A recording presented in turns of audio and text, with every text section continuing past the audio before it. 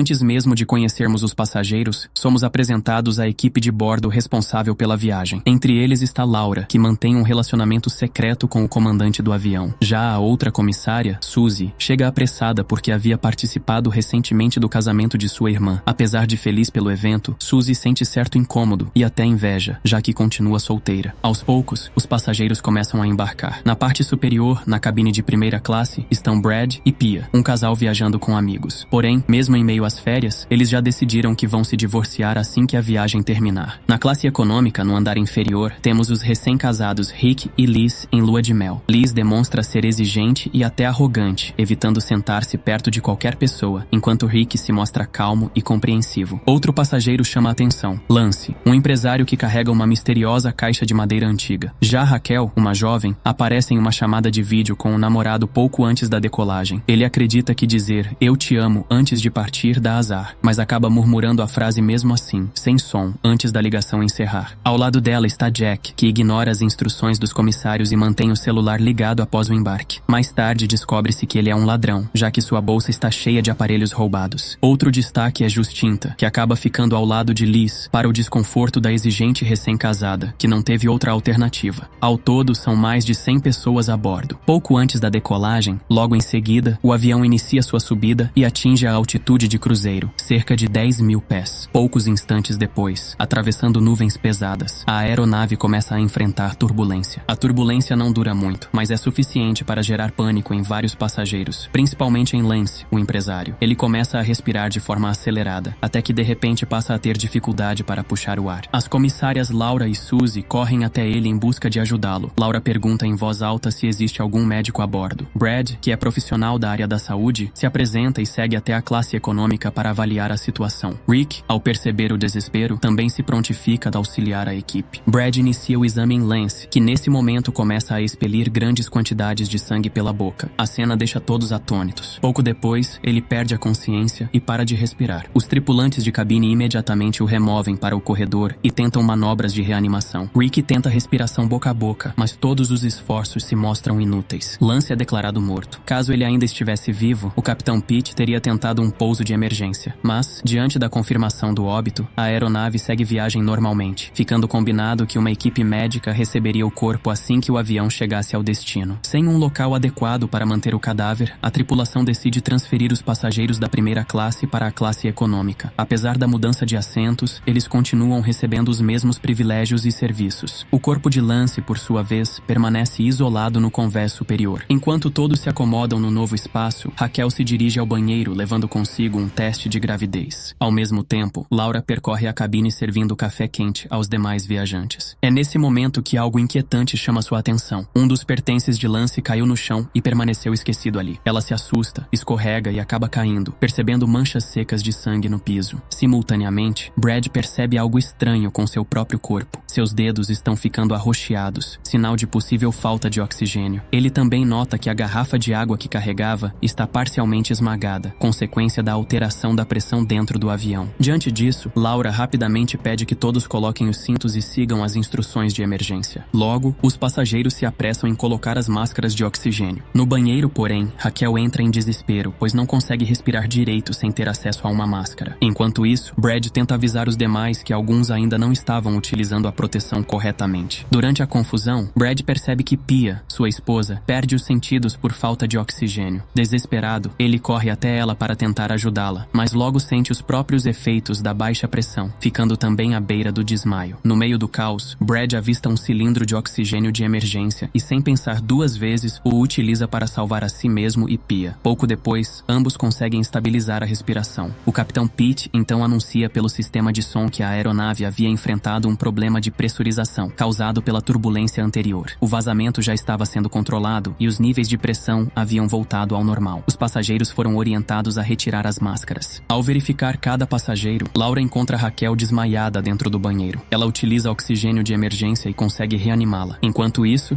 Pia agradece ao marido por ter lhe salvado a vida, mas deixa claro que isso não mudaria a decisão do divórcio. Brad ainda tenta convencê-la a dar mais uma chance ao relacionamento, mas ela permanece firme em sua escolha. Naquele momento de aparente calmaria, Jack sobe discretamente em direção ao convés superior. Enquanto isso, Jack alcança o corpo de Lance. Movido pela ganância, ele se interessa pelo luxuoso relógio Rolex que o falecido ainda usava no pulso. Sem hesitar, arranca o acessório e, em um ato mórbido, decide gravar um vídeo exibindo o cadáver, como se fosse um tipo de troféu. Na área da cozinha da aeronave, Laura e Suzy estavam ocupadas limpando quando Laura, ao olhar pela janela, levou um susto ao perceber um caça F-16 voando muito próximo ao avião comercial. Suzy, distraída, comentou que fazia um bom tempo que Jack não era visto no assento dele. Diante disso, Laura sugeriu que ambas verificassem. Elas foram até Raquel. Apavoradas, as duas seguiram até lá e ficaram em choque ao constatar que o corpo de Lance já não estava mais em seu lugar. O pânico tomou conta de Laura, que pediu para Suzy descer rapidamente com ela. Sem perder tempo, foi direto informar ao capitão Pete tanto o desaparecimento de Jack quanto o sumiço do cadáver, embora o capitão dissesse não ter notado nada parecido. Enquanto isso, Raquel, ainda abalada, tentou repetir o teste de gravidez, mas foi surpreendida por uma sensação estranha, como se uma presença invisível a cercasse. Logo, a notícia do corpo desaparecido se espalhou entre os passageiros, causando inquietação. Muitos começaram a relatar visões e aparições após a morte de Lance. Brad e alguns outros passageiros passaram a suspeitar que tudo poderia estar de alguma forma ligado a ele. Por conta disso, decidiram investigar discretamente e recolher alguns objetos pessoais que haviam pertencido a Lance. De volta à cabine de comando, o capitão questionou Laura se haviam encontrado alguma pista. Ela respondeu que não, e aproveitando o momento, tomou coragem para colocar fim ao envolvimento secreto que tinha com ele. Laura encorajou o capitão Pete a voltar sua atenção para a esposa e os filhos, deixando claro que não queria mais ser a responsável por atrapalhar a vida conjugal de ninguém. Mesmo contrariado, ele acabou aceitando a decisão. Enquanto isso, os dois casais que haviam se unido para investigar vasculharam os pertences de Lance, mas não encontraram nada de incomum, apenas pequenos frascos contendo mechas de cabelo identificadas com rótulos. Logo depois, Justinta se aproximou, levantando ainda mais suspeitas. Ao abrirem o objeto, encontraram dentro dele uma boneca de aparência sombria. Uma inscrição revelava que se tratava de uma boneca da morte, chamada Shinigami. Descobriu-se então que Lance era um artesão especializado em fabricar bonecas, e aquelas amostras de cabelo eram destinadas às peças que ele estava criando. A boneca que carregava tinha como destino um cliente em Tóquio. Justinta explicou que, segundo a mitologia japonesa, um Shinigami é um espírito associado à morte. De acordo com a crença, quando alguém morre antes da hora, precisa abandonar seus apegos terrenos para seguir em paz. Só então, o Shinigami vem conduzi-lo para o além. Ela concluiu que, pelas aparições e acontecimentos estranhos no voo, o espírito de Lance não havia aceitado a própria morte e continuava preso à aeronave. Enquanto isso, Laura decidiu ir até o compartimento de carga à procura da mala de Lance. Curiosa, abriu o objeto, mas não retornou. Suzy, que aguardava do lado de fora, estranhou a demora e resolveu verificar, mas também acabou perturbada por uma força inexplicável. Assustados, os dois casais desceram rapidamente do convés superior. Justinta, caída no chão, tava para se recompor. Ao chegarem até a porta da cabine, agora aberta, os casais se depararam com uma cena aterradora. Tanto o capitão quanto o copiloto estavam mortos, ainda com as máscaras de oxigênio no rosto. Enquanto isso, Justinta se deparou com uma visão idêntica a si mesma. A aparição lhe disse que, para cruzar para a vida após a morte, ela precisaria deixar para trás sua existência terrena. Aos poucos, Justinta compreendeu e se aproximou da figura, abraçando-a. De volta aos casais, o desespero só aumentava. Eles acabaram encontrando o corpo de Raquel no banheiro, sem vida. No choque, ao se erguer e encarar a cabine, Brad viu algo que o deixou em completo estado de choque. Rick, percebendo a reação do amigo, perguntou o que havia acontecido, mas não obteve resposta. Desconfiado, entrou com Liz na cabine para verificar por conta própria. Logo depois, Brad chamou Pia para testemunhar a cena também. O que encontraram lá dentro foi aterrador. Todos os passageiros estavam mortos, inclusive eles mesmos. Nesse instante, veio à memória o que Justinta havia explicado anteriormente. Para alcançar a paz no além, era preciso aceitar a própria morte. Até então, nenhum deles havia compreendido que já não faziam mais parte do mundo dos vivos. Enquanto isso, o avião seguia sua rota em piloto automático. De repente, um dos monitores de bordo ligou sozinho, exibindo uma transmissão urgente. Havia sofrido uma descompressão severa, resultado da turbulência. As máscaras de oxigênio não funcionaram adequadamente e toda a comunicação havia sido perdida. Caças enviados para avaliar a situação confirmaram que não havia qualquer sinal de vida dentro da aeronave. Brad e Pia, ao ouvirem isso, se recordaram lembraram do momento em que lutavam para respirar. A verdade veio à tona. Eles nunca haviam sobrevivido. No relatório oficial, foi confirmado que não havia sobreviventes. O avião continuava apenas sob controle automático e seguiria voando por cerca de 5 horas, até a inevitável queda quando o combustível se esgotasse. Após ouvirem a notícia, os espíritos dos 2 casais finalmente compreenderam e aceitaram o fim que haviam tido. Pia olhou para Brad e pediu que ele nunca mais a deixasse, desejando que suas almas permanecessem unidas para sempre. Os espíritos foram se desprendendo do mundo terreno, apenas um deles resistia a seguir adiante. Liz, foi nesse instante que a sua própria entidade da morte surgiu diante dela, pronta para guiá-la em sua passagem.